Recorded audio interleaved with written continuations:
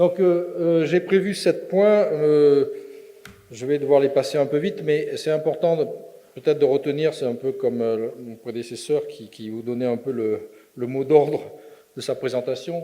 Au fond, moi, ce qui m'intéresse, c'est de passer à travers des configurations, d'essayer d'en tirer des leçons à la fois épistémiques et parfois politiques, et d'avancer sur un autre plan, c'est-à-dire donc de travailler à différentes échelles et de ne pas me laisser enfermer d'une certaine manière par une échelle d'analyse. Or, comme vous le savez peut-être, dans les sciences sociales, ça ne va pas de soi, parce qu'on est vite affecté comme ça à des clans, à des clubs, à des écoles, etc. Donc, un microsociologiste, un ethnométhodologue, un interactionniste, un bourdieusien, je ne sais pas quoi, etc.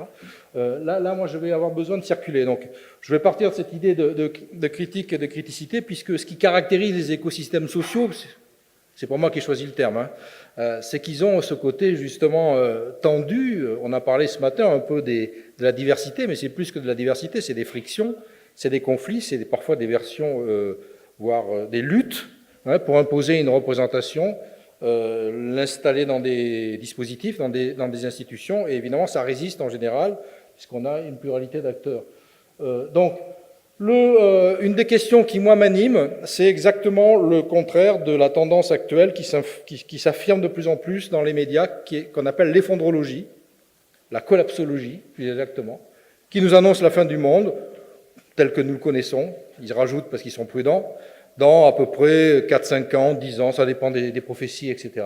Moi, en fait, j'inverse la question, je dis pourquoi ça ne s'est pas déjà effondré, finalement, parce qu'il y a tous les ingrédients... on a même essayé, les humains, en parlant des humains comme un bloc, etc. La Deuxième Guerre mondiale, c'était pas mal, genre choc pour faire sauter l'ensemble du système. On a quand même... on voit que ça repart, que ça c'est distribué de manière très bizarre. Il n'y a pas d'uniformité dans le dispositif qui résulte de ces crises répétées. Donc on a une crise environnementale, c'est évident, on a des crises économiques et financières, on a des crises sociales, des crises politiques.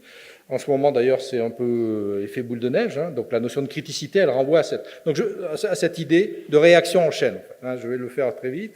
Ça vient du nucléaire. Je travaille beaucoup sur les questions nucléaires. Il en sera question rapidement. Je ne rentrerai pas dans les détails. Critique et criticité, c'est-à-dire à la fois des opérations critiques faites par des acteurs qui vont mettre en cause une politique, une définition, par exemple les services écosystémiques comme étant trop utilitaristes, etc. Et de la criticité, c'est-à-dire des effets d'entraînement qui peuvent venir précisément d'opérations critiques ou qui peuvent susciter des opérations critiques. Par exemple, un accident de criticité du type Fukushima, qui est une expérience grandeur nature en or pour les physiciens du nucléaire. Ils ont en fait une expérience qui leur permet de suivre ce qui se passe quand vous avez la fusion de 3 réacteurs, c'est quand même assez génial parce que c'est difficile à faire en laboratoire. Et en fait, mais ça a aussi des conséquences multiples sur la chaîne de production du nucléaire, comme vous le savez très bien en Belgique. Puisque vous avez un dossier nucléaire aussi qui est sous critique. Donc la criticité et la critique, pour moi, c'est un peu une dynamique de prendre les choses à la fois par des activités d'acteurs qui vont poser des questions, ouvrir des controverses, contester des politiques, etc. Donc on va trouver des mouvements sociaux. Et de l'autre, en fait, des processus qui vont parfois échapper. Ce matin, on a un peu opposé, il y avait une opposition entre les processus naturels et puis le contrôle par les humains. Là, on a des processus sociaux qui sont hors contrôle par les humains eux-mêmes, donc par leurs producteurs. Le troisième point, ça sera vite vu, c'est que moi j'essaye de passer au-delà, comme certains, la plupart des chercheurs pragmatistes ou d'autres courants, au-delà de cette opposition aujourd'hui très structurante entre le catastrophisme d'un côté qui annonce justement la fin, et même le GIEC, comme vous l'avez vu si vous avez lu le résumé du résumé pour les décideurs, parce que même des collègues experts du climat m'ont dit qu'ils n'avaient pas eu le temps de lire le rapport, qu'ils n'ont lu que le résumé dans le journal Le Monde. Ça vous donne une idée quand même du monde dans lequel nous sommes aujourd'hui.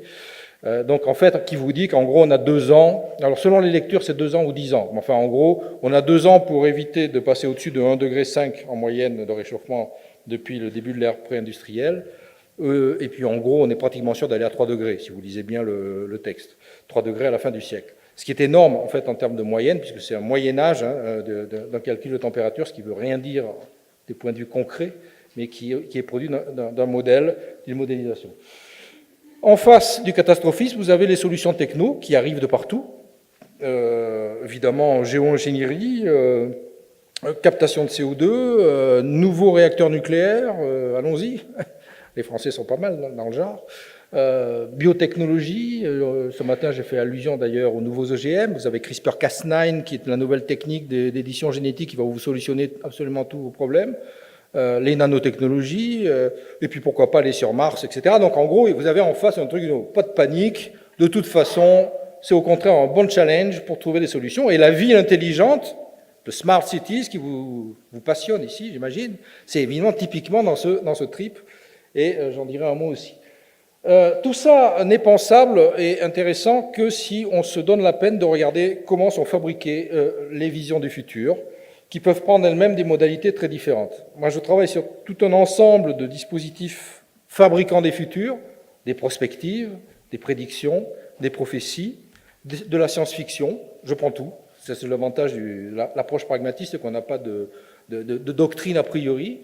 Alors, quand je tombe sur un prospectiviste, il a ses ennemis, donc il essaie de m'enrôler dans sa cause pour me dire que c'est la prospective la solution.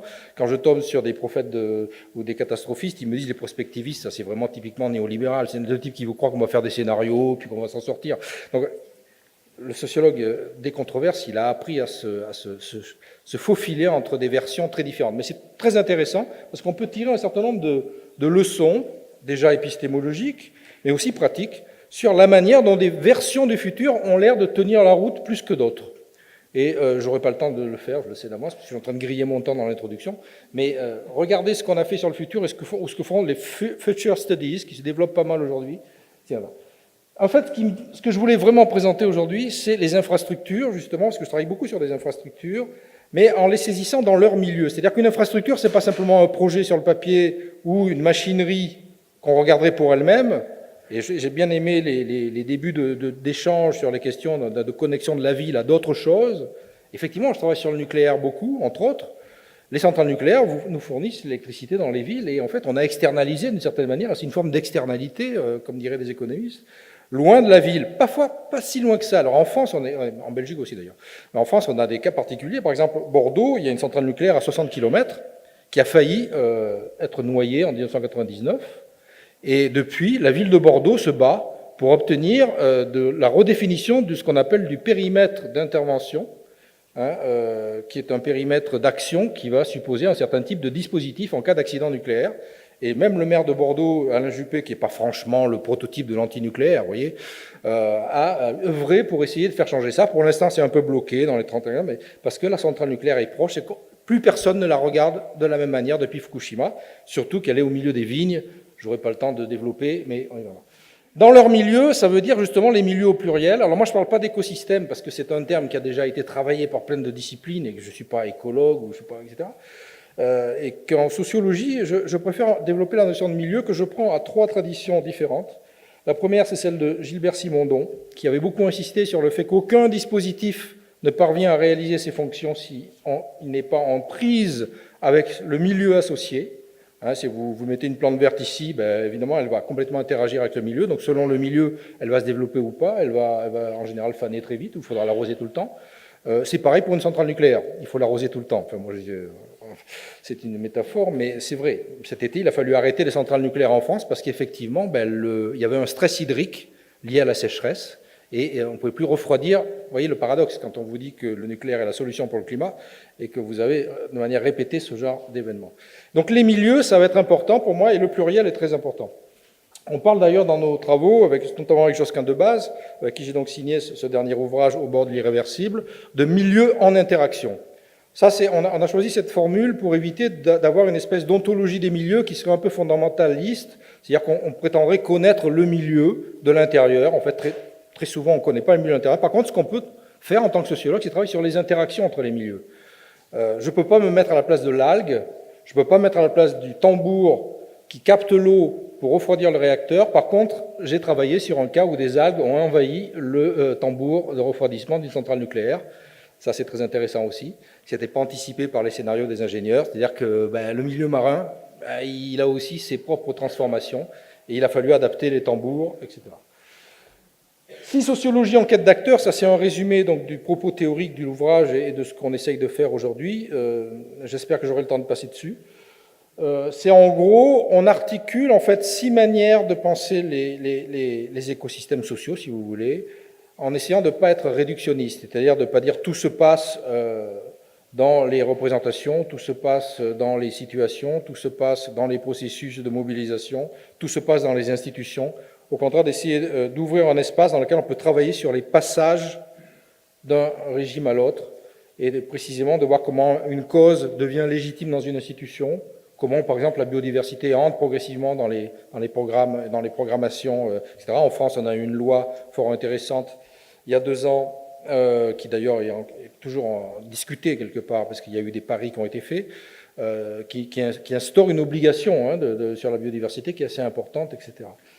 Et donc, comment tout ça rentre dans les institutions, comment ça en ressort, comment des acteurs s'appuient dessus pour lancer de nouvelles causes, etc., etc. Et enfin, donc ça invite, et là ça permettra de passer le relais à Joël assez facilement, puisque du coup on ne va pas penser l'écologie politique comme un système doctrinal voyant les choses d'en haut, mais au contraire comme l'ouverture de la sensibilité à une pluralité de ce qu'on appelle dans notre dernier ouvrage, mais c'est une façon de nommer les choses, des contre-anthropocènes. On ne prend pas position sur le fait de savoir si on est ou pas dans l'anthropocène, ça c'est une affaire de géologue. Vous savez d'ailleurs que la commission de stratigraphie a refusé le terme.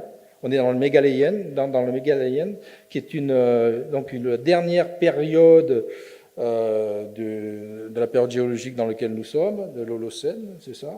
Je ne dis pas de bêtises, c'est filmé en plus.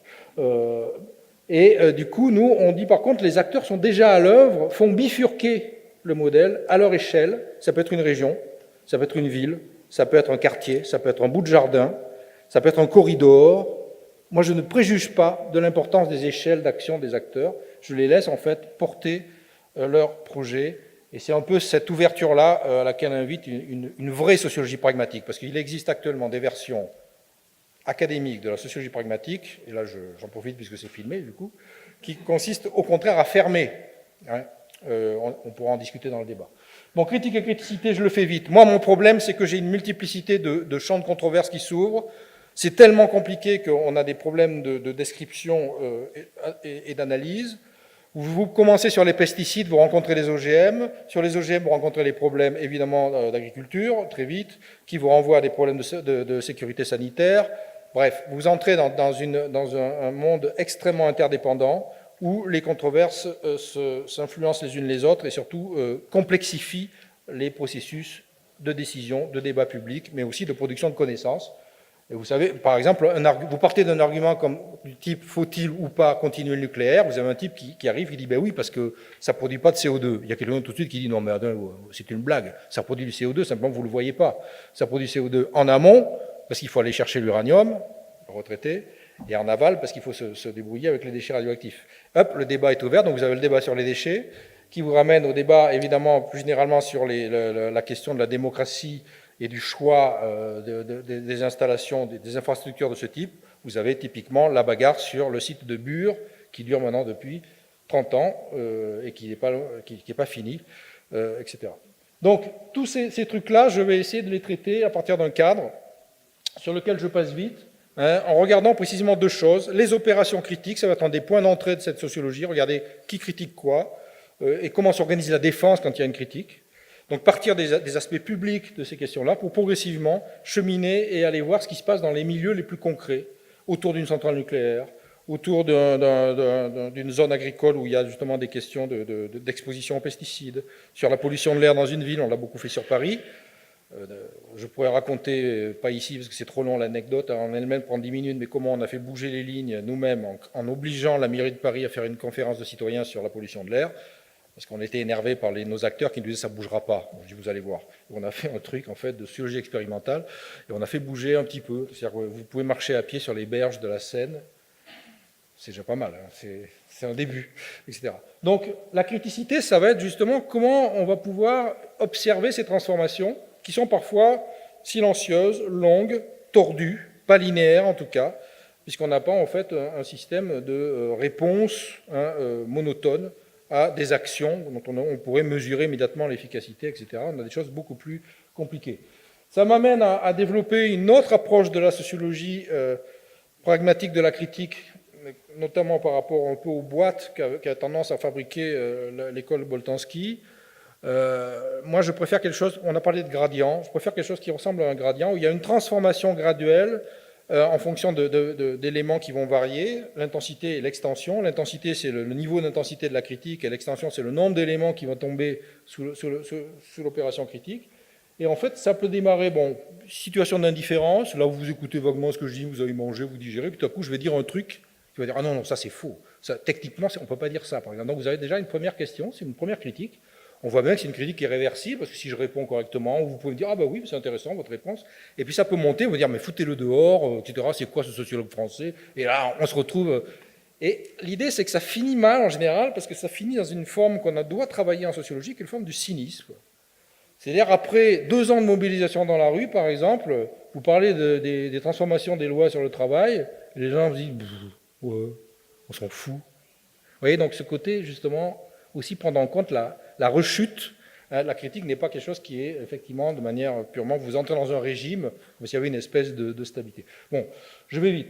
Pourquoi ça ne s'effondre pas? Mais pour 2 raisons, ou 3 raisons essentielles. D'abord parce qu'il y a des institutions qui font une partie du travail. Les institutions, les sommets, les machins, on en rigole souvent. On a déjà oublié Rio plus 20. Hein, mais enfin, ça produit de la régulation, c'est-à-dire que ça met au travail des institutions, des organismes, ça finance de la recherche aussi au passage d'ailleurs. Et ces institutions sont constamment sous le regard de réseaux, d'ONG, d'acteurs de la société civile. Alors, ce n'est pas forcément de la citizen science encore à ce niveau-là, mais en tout cas, il y a ces contre-pouvoirs. Donc, vous avez un très beau texte d'Ulrich Beck qui s'appelle « Pouvoir et contre-pouvoir à l'ère de la mondialisation », c'est ça? Et c'est un peu ça, quoi. C'est-à-dire qu'au fond, il explique dans ce texte-là pourquoi ça ne s'effondre pas. Donc, c'est une première explication que je prends. Une deuxième, c'est qu'il y a des actes de vigilance quotidiens, des alertes et des acteurs qui pointent les problèmes. Là, c'est comment noyer les 3 centrales nucléaires qui sont sur le Rhône avec la rupture d'un simple barrage. Ça n'arrive jamais, les ruptures de barrage, hein. C'est bien connu. Et en fait, le problème, c'est que ce n'est pas les mêmes acteurs qui gèrent les différents risques, donc il faut falloir les coordonner, etc. Donc là, vous avez typiquement, pourquoi ça s'effondre pas? Parce que justement, des mesures vont être prises en amont et vont prendre au sérieux des alertes, etc.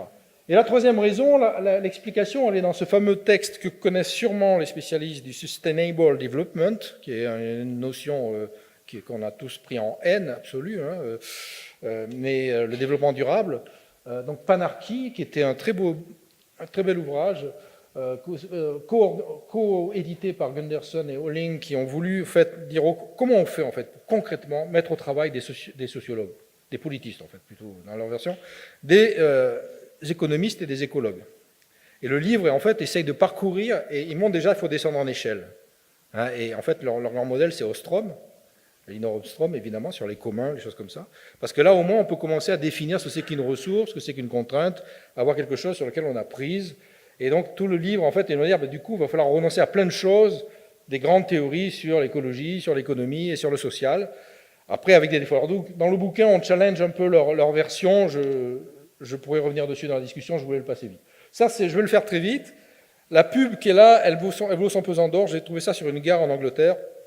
En gros, on vous explique pourquoi une boîte fait plus de business qu'une autre, parce qu'elle est moins chère. Et pourquoi elle est moins chère? Parce qu'elle fait plus de business. Donc, tout le monde veut dire, oui, mais là, il y a un coût. Et ils disent, pourquoi? Finalement, la vraie raison, c'est parce que nous, on investit dans la techno.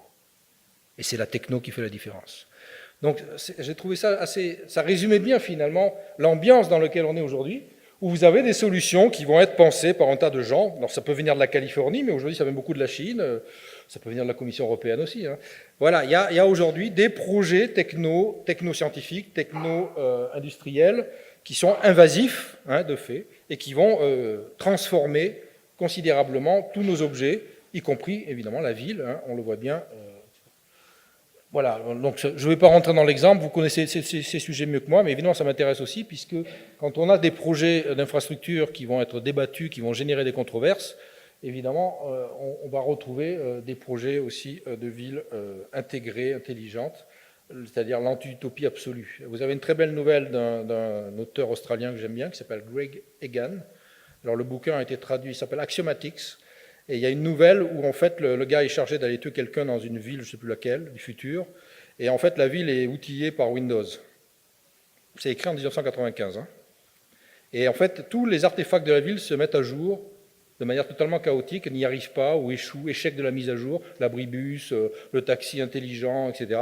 Et en fait, c'est lui qui se fait tuer, parce qu'en fait, le monde qui était promis d'un agencement technologique qui allait fonctionner, évidemment, se retourne en cauchemar, ce qu'on connaît tous quand on veut faire une démo sur son truc et qu'on a une mise à jour qui est lancée sur sa machine ou quoi que ce soit.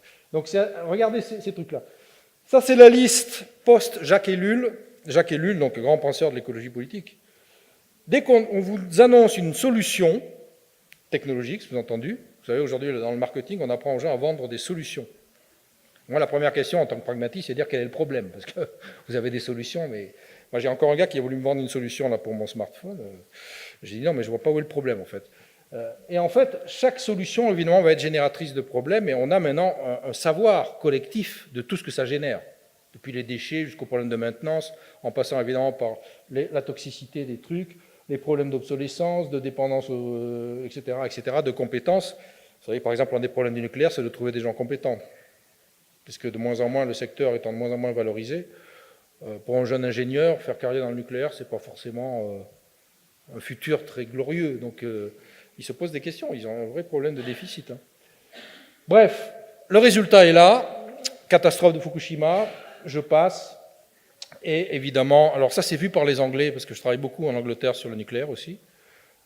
Évidemment, le problème français, c'est pas le problème d'Hinkley Point, puisqu'on est censé construire des EPR en Angleterre, mais on n'est absolument pas capable en fait, de terminer le projet de Flamanville, puisqu'en fait, il y a une perte de compétences, il y a des problèmes technologiques qui étaient totalement minorisés et qui deviennent absolument centraux. Donc voilà, ça c'est la circulation, vous voyez, dans ces problèmes, elle doit être libre et ne pas se laisser piéger par telle ou telle représentation. Je pense qu'ici, je parle à un public qui est vacciné, tout va bien, etc. Le problème, c'est quand vous avez l'anthropocène qui déboule en sciences sociales et que des collègues sérieux se mettent à l'investir, à faire des livres, à faire des conférences, à l'ère de l'anthropocène. Vous ne savez pas quoi mettre comme titre de truc, vous mettez l'élevage des poulets de Bresse, sociologie d'une activité agro-industrielle à l'ère de l'anthropocène. Ça marche à tous les coups. Ben oui, objectivement, São Paulo, vue d'avion, il n'y a aucun problème, c'est l'anthropocène. L'Alberta, on en a parlé tout à l'heure, alors c'est pas que des sources d'eau, c'est aussi des puits à n'en plus finir, de gaz de schiste, de machin, de trucs comme ça, ils sont fous.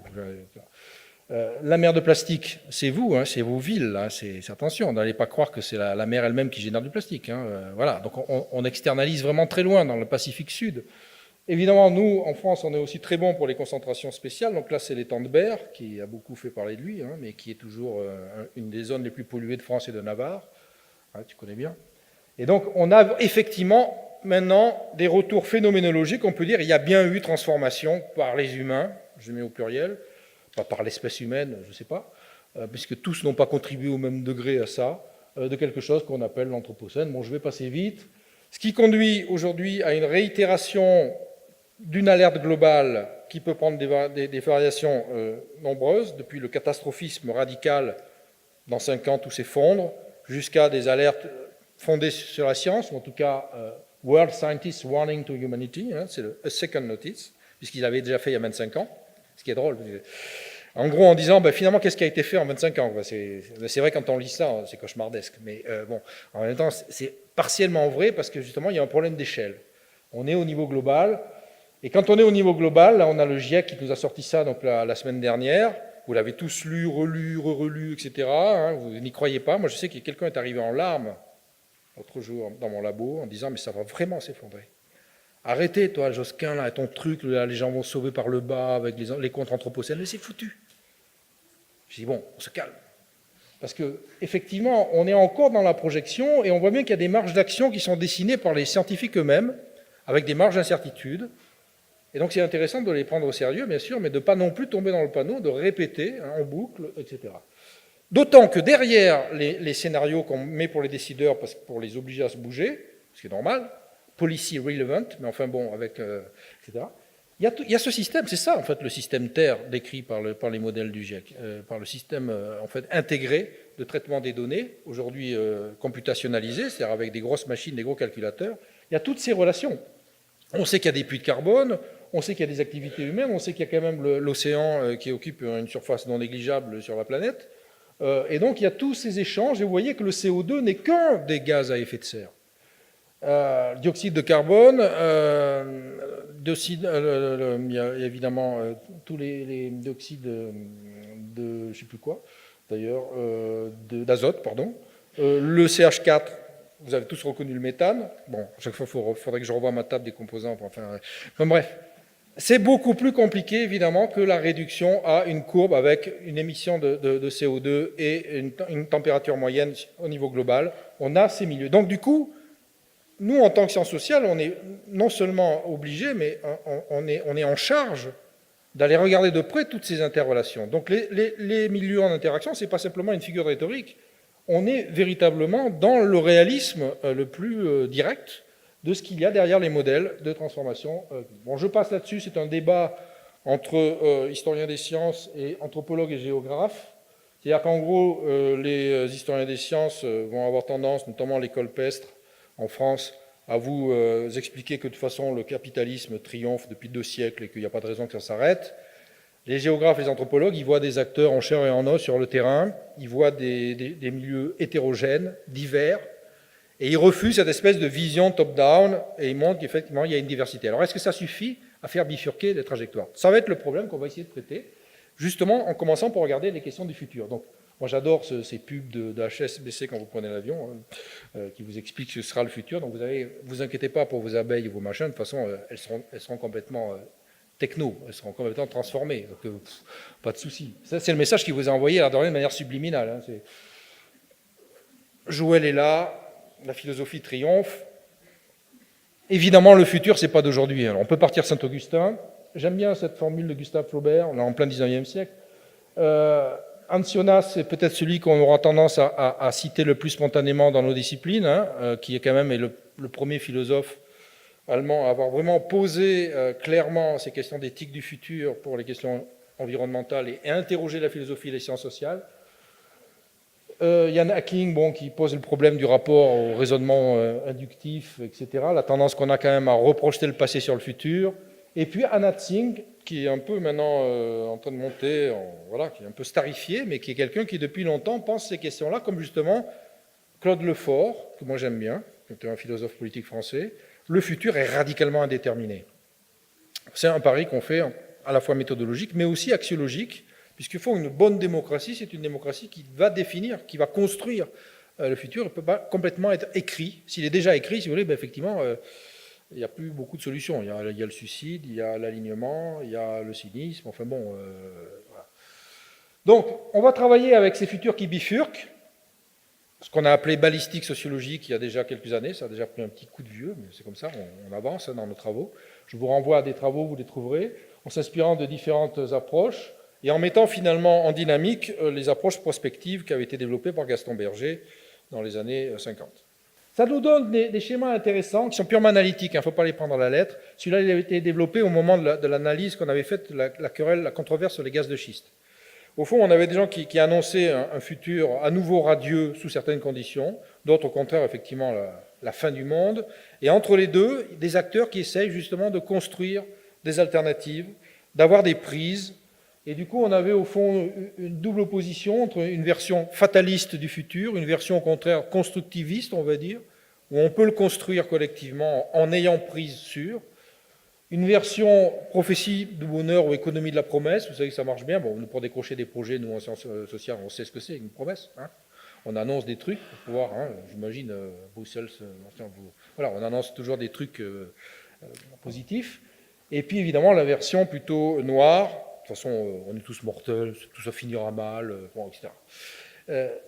L'idée étant que la délibération prospective, c'est-à-dire le fait de croiser les scénarios, de croiser les visions du futur, ou même les modalités de pensée du futur, peuvent faire bouger les lignes et désenclaver les acteurs de ces 4 versions un peu radicales, etc. Un bon exemple en France, c'est la trajectoire du scénario Négawatt, dont vous avez sûrement entendu parler. J'espère qu'il a eu des effets rebonds en Belgique. Je ne sais pas. En tout cas, au début, on les prenait pour des allumés. Et puis progressivement, des institutions sérieuses comme l'ADEME, qui est une agence de maîtrise de l'énergie, créée dans les années 70 sous Giscard, enfin bon, un truc incroyable, s'est dit, mais on peut effectivement faire varier des paramètres et s'approcher, etc. Il y a eu des évaluations dans les débats. Et ils disent en gros, vous retirez le nucléaire, c'est ce qu'on leur reproche, vous retirez les hydrocarbures, vous faites du renouvelable, de l'efficience énergétique, donc bâtiments reconçus différemment, etc. Et puis évidemment de la sobriété, c'est-à-dire qu'on arrête de projeter des slides, par exemple. Non mais c'est vrai, on revient à des choses plus douces. Et on arrive à cette courbe vertueuse et qui permet de sauver au passage le climat. Enfin, bon, lisez les textes du Négawatt parce qu'ils sont assez intéressants. Donc moi j'ai analysé plein de choses avec mes collègues, notamment Jean-Michel Fourniot, ou Josquin Debaz ou d'autres collègues, Marianne Doury en linguistique, beaucoup de versions du futur. On en a tiré au fond un modèle en 4 éléments. En gros, si vous voulez faire une vision du futur et avoir des chances qu'elle soit acceptée, ou qu'elle, en tout cas prise au sérieux, il faut qu'il y ait une échelle temporelle. À chaque fois qu'il n'y avait pas d'échelle temporelle, ça posait problème. Vous faites un bouquin, par exemple, comme mon collègue que j'aime bien par ailleurs, Jean-Michel Beignet, Demain, virgule, les post-humains.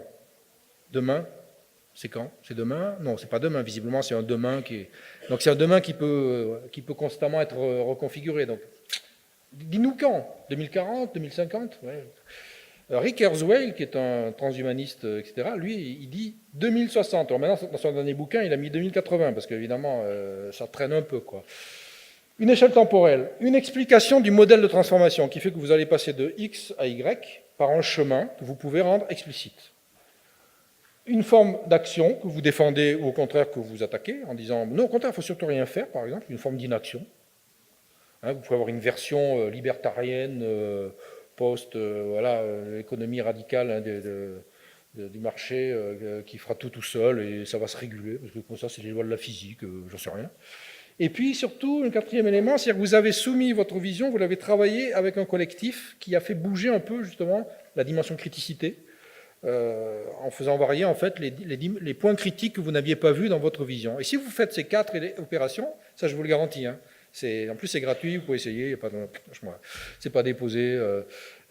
Votre vision, elle va ennuyer vos adversaires ou ceux à qui vous la soumettez, qui vont être obligés de la prendre au sérieux, parce qu'il y a une forme de cohérence. Donc c'est intéressant quand même, ça veut dire qu'on est dans un monde chaotique, avec des désordres, des complexités, etc., des hétérogénéités, mais il y a quand même des formes de contraintes qui, à un moment donné, peuvent être efficientes, heureusement. Ce qui veut dire qu'argumenter, par exemple, n'est pas encore complètement inutile.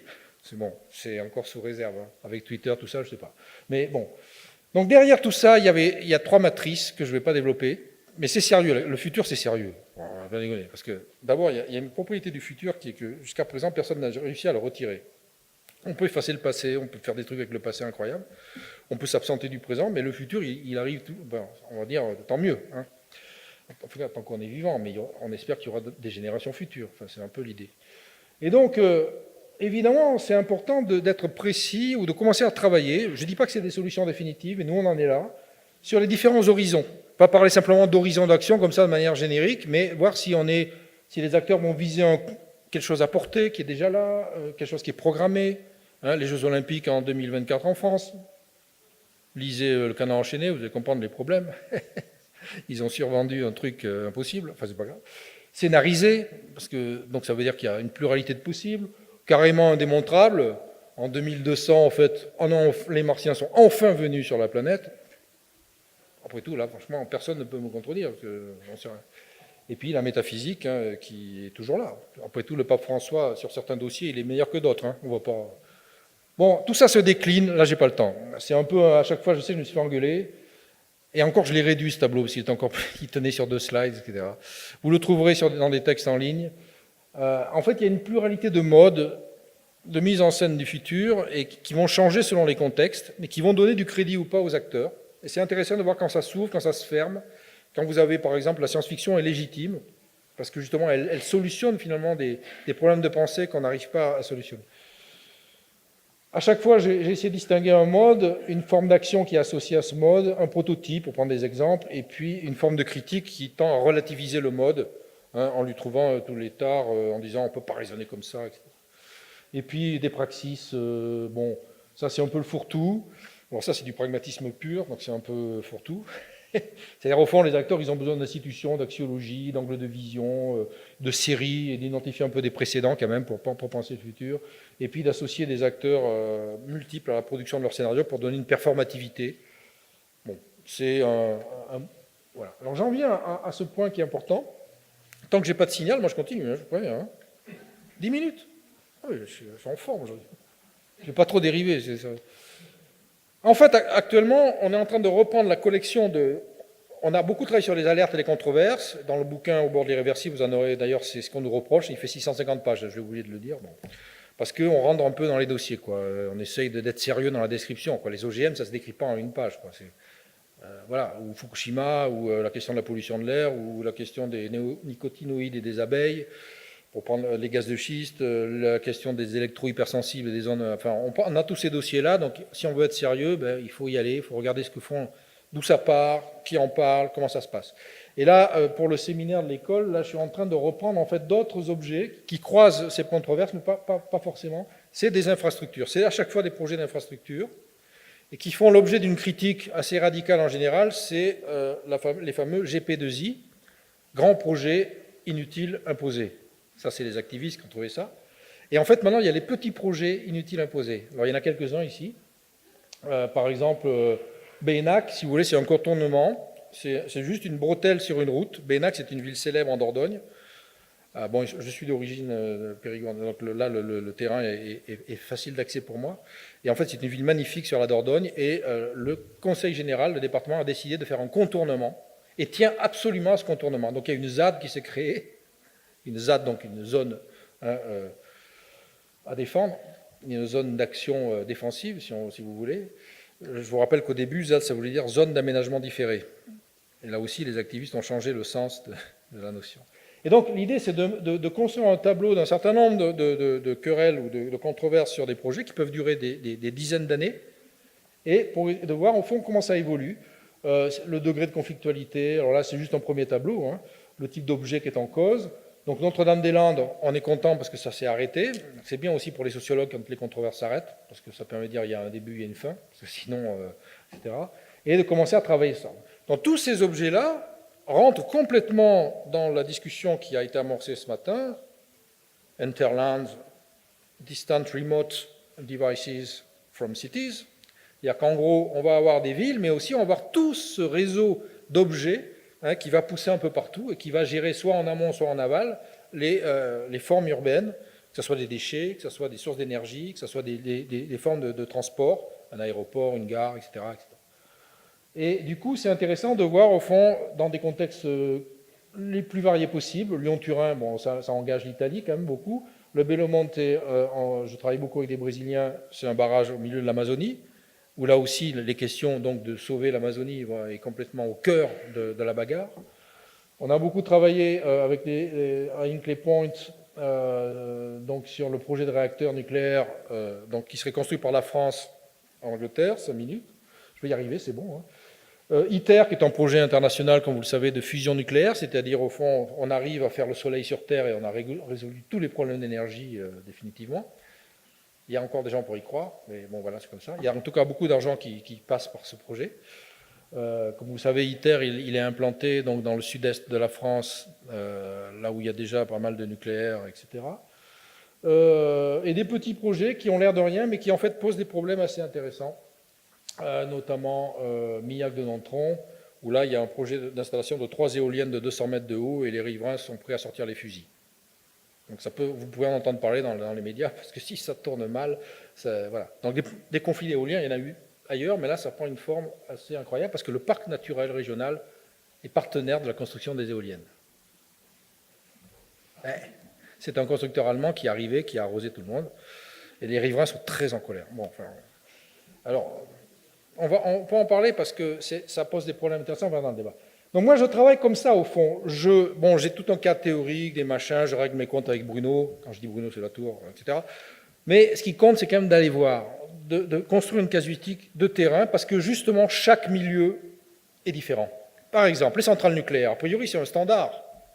Vous avez une machine avec de la radioactivité confinée qui produit sous pression de la température, qui génère de la vapeur, générateur de vapeur, vous faites tourner les turbines, vous balancez ça sur le réseau. Vous pouvez la mettre n'importe où, votre centrale. Mais non. Ils ont cru qu'ils allaient faire ça dans les années 60-70. Ils ont installé des centrales partout. Et puis le milieu, au sens de Jacques Berck, d'Augustin Berck, pardon, excusez-moi, se met à a fricoté d'une certaine manière avec les installations, elle a travaillé. On a eu une très bonne thèse d'ailleurs récemment sur la centrale nucléaire de Nogent, qui s'enfonce dans la craie. La centrale de Nogent, elle est à 80 km à l'est de Paris, et ils sont obligés d'intervenir pour éviter que la centrale s'enfonce. Parce qu'en s'enfonçant, évidemment, toutes les tuyauteries sont sous pression. Elle vieillit aussi. Comme vous le savez, ce sont des vieilles dames, les centrales nucléaires. Et donc, on regarde, on construit une collection de cas, et en fait, chaque site est complètement différent, à la fois dans le mode d'accès. Enfin, on visite les centrales de la côte anglaise, parce qu'effectivement, en Angleterre, il y a beaucoup de centrales. Alors ça, c'est celle du Blayais, dans la Gironde, 1999, tempête hors norme. Or, comme vous le savez, le changement climatique, c'est aussi des événements hors normes plus probables.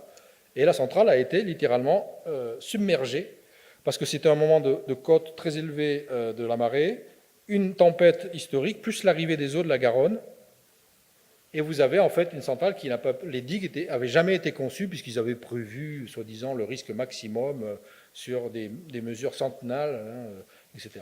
Depuis, la digue a été un peu remontée, mais en fait, on voit bien que fondamentalement, aujourd'hui, on ne construit plus une centrale dans cette zone. Donc on a évité Fukushima à côté de Bordeaux en 1999. C'est ce que, alors, à l'époque, ils n'employaient pas le terme de Fukushima. Vous voyez, c'était Tchernobyl, le modèle. C'est intéressant parce que les précédents changent de position. En Angleterre, enfin en Grande-Bretagne plus généralement, alors on peut dire, pour le coup, le Brexit, on vous le laisse, parce que c'est pour hériter de ce truc-là. Toutes les centrales sont dans des zones qui subissent actuellement de l'érosion de manière massive. Et il y a quand même des projets, etc. Donc, il y a tout un débat sur les risques d'inondation et les conséquences. Et donc, on a décidé avec Josquin de partir en Angleterre et de suivre ce qui se passe. Donc là, par exemple, c'est Sizewell, c'est une autre centrale dans le Suffolk, c'est ça, un peu plus au nord, un réacteur. Alors, ce qui est sympa en Angleterre, oui, chaque milieu est différent. Vous pouvez aller prendre le thé à côté du réacteur, ça ne pose aucun problème. Vous n'avez pas un flic qui arrive en vous disant qu'est-ce que vous faites là, vos papiers. En France, vous restez 3 minutes autour d'une centrale, c'est fini. Et le problème des riverains, ce n'est pas la radioactivité, c'est le bruit des camions. C'est intéressant.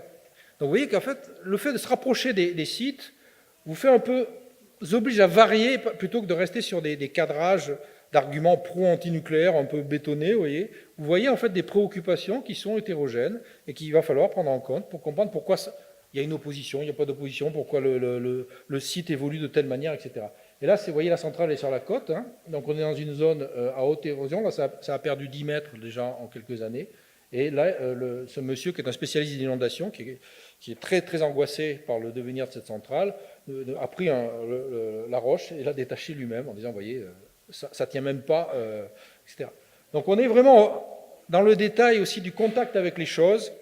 Voilà, j'ai fini, 1 minute, c'est ça. Donc pour comprendre tout ça, on a généré un modèle de sociologie pragmatique New 3.0, je ne sais pas comment le dire, qui consiste à tenir ces 6 sociologies en même temps et à travailler sur les transformations ou les circulations. C'est-à-dire comment quelque chose qui était sous contrôle, par exemple une centrale nucléaire, est de moins en moins sous contrôle parce que de plus en plus d'acteurs interviennent, interagissent. Donc quand je dis acteurs, ça peut être des actants, ça peut être aussi des milieux naturels, biophysiques, etc. Comment ça peut alimenter la montée en puissance d'une cause qui va cheminer pour se faire entendre dans l'espace public, venir nourrir un contre-discours, il faut décidément sortir du système, par exemple, je dis n'importe quoi, qui lui-même va venir percuter le discours dominant avec cette zone grise. Alors on avait un autre slide où on avait mis une espèce de zone grise où il y avait green economy. Enfin, green economy, par exemple, ça serait une espèce de transaction entre on continue le capitalisme, mais on prend en compte quand même ce que vous nous dites. Vous voyez, ce genre de truc. Développement durable, d'une certaine manière, c'est ça aussi. Toutes ces choses-là. La démocratie participative, potentiellement, pourrait aussi devenir une espèce d'instrument de transaction. Comment les discours dominants s'outillent ou se transforment dans les dispositifs, notamment les institutions, les agences, les règles, les procédures. Et en fait, c'est jamais automatique. La flèche, elle va dans les deux sens, c'est des frictions. Vous ne faites pas faire n'importe quoi à une institution, même Trump. Enfin bon, là, pour la Cour suprême, c'est raté. Mais pour d'autres aspects, on voit bien que ce n'est pas évident. Et comment ça rétroagit sur les milieux. Donc en fait, on a cette circulation qui est assez riche et qui nous permet de tenir au fond nos descriptions, de savoir où on est finalement quand on décrit un processus qui autrement est à chaque fois singulier, à chaque fois complexe, et ça permet de le cadrer tranquillement. Donc je finis tranquillement là-dessus. Donc je déborde de 30 secondes, c'est ça.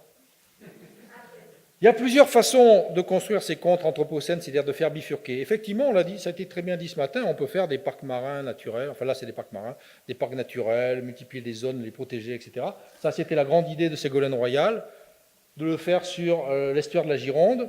Et vous allez sur le site de ce parc, donc, qui est vous savez que la France est très en avant sur les parcs marins, parce que grâce au colonialisme, on a eu beaucoup de côtes, quoi. Enfin, voilà, on a la Nouvelle-Calédonie, les Antilles, bon, etc. Et en plus, on a quand même un trait de côte assez long. Et donc là, c'est un nouveau parc naturel créé donc, en 2015. Et vous allez sur le site, il n'y a vraiment que des petites bêtes, des huîtres, des trucs sympas, etc. Il n'y avait pas de centrale nucléaire. C'est-à-dire que la centrale qui en fait est là a complètement été gommée, ce qui est quand même incroyable. Sur un site officiel du gouvernement français, vous faites comme dans le bon stalinisme du bon vieux temps, vous gommez ce qui vous dérange. Je pourrais rentrer plus dans le détail, on y reviendra dans la discussion. Là, pareil, les jardins partagés, vous pouvez ne pas les voir, vous dire que c'est des trucs minables, micro-machins. Bon, là, c'est en plein sur vos sujets. Le problème, c'est que si vous allez sur Internet, vous avez un site qui va fédérer les jardins partagés, et en plus, vous trouvez une corrélation non négligeable avec le vote à gauche. Et tout ça renvoie d'ailleurs à des travaux d'anthropologie sur la construction des écotopies, etc., et qui, petit à petit, en fait, en se fédérant, transforment le monde, là aussi, sans avoir fait beaucoup de bruit forcément, ou en ayant été méprisé comme la solution, les petits pas, alors à ce rythme-là, etc. En fait, non, parce que très rapidement, il peut y avoir un effet de changement d'échelle qui se produit. Bon, je passe sur les détails. Un autre cas, c'est une île, par exemple, qui a décidé d'être autonome du point de vue énergétique. Évidemment, EDF a tout de suite attaqué en justice, parce que s'il laisse faire un cas, c'est le problème de la jurisprudence, ou du précédent, plein de communautés vont essayer de faire la même chose et vont briser ce qui est quand même un monopole. Ce qui pose des frictions intéressantes, parce que des gens qui sont pour la défense du service public de l'électricité, par exemple, sont en porte-à-faux par rapport à des associations. Enfin, tout ça, c'est très compliqué. Je termine. Ici, par exemple, une vigne en biodynamie au milieu de la vigne la plus chimique du monde, mais qui est aussi la plus chère, c'est celle du Médoc. C'est aussi pour ça qu'elle est très chimique, c'est parce qu'il ne faut pas se permettre de perdre le raisin, compte tenu des conditions climatiques et des ravageurs qui déboulent, etc. Et là, on a un brave viticulteur qui résiste. Il résiste tellement que toute la faune qui n'aime pas trop la chimie finalement et qui préfère le bio déboule chez lui, donc il a dû gérer les escargots qui étaient massifs, trouver des solutions. Donc on a beaucoup travaillé avec lui là-dessus. Mais ce qui est intéressant, donc là il plante des greffons en disant ce greffon de vigne c'est pour 2050. Donc vous voyez que les visions du futur c'est pas uniquement des choses rhétoriques, c'est aussi le travail. Voilà. Quand on plante quelque chose, évidemment, c'est déjà le futur qui est là, qui est visé. Donc on a fait ça, et vous voyez qu'on est juste en face de la centrale nucléaire du Blayais. Bon, il n'y a eu que les Français pour faire un truc pareil, quand même, truffer les vignes de centrales nucléaires. Je vous rappelle que Tricastin, le vin de Tricastin a changé d'appellation. Après les incidents de 2008, ça ne s'appelle plus Tricastin. Je n'ai toujours pas fixé le nom d'ailleurs.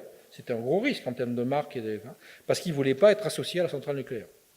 Le Blaye, Côte de Blaye, pour l'instant, n'a pas encore changé, mais il y a des discussions, parce que le jour où il y a un accident un peu marquant, pas forcément irréversible, c'est tout le vin qui est potentiellement contaminé, ce que n'oublie pas de rappeler Greenpeace, évidemment, quand il passe sur la région, pour dire que le château Lafite, Marchin, etc., potentiellement, il contient du plutonium.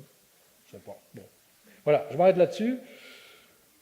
Vous voyez que c'est même pas le sociologue, là, ça arrive un peu en fin de course, même dans la revue du vin de France, qui est quand même tenue par le lobby viticole. S'il y a un truc qui est tenu par le lobby viticole, c'est ça. Ils y disent absolument ce qu'ils veulent. Et là, vous voyez, à un moment donné, le partage des mondes, alors que pendant 30-40 ans, ce n'était un non-problème, ça n'existe pas. Et là, tout à coup, ça devient un problème, et c'est constitué, y compris par les acteurs qui n'ont pas trop intérêt, finalement, à le faire. Donc ça, c'est intéressant pour nous, dans ces circulations que j'ai montrées tout à l'heure. Voilà, je m'arrête là-dessus.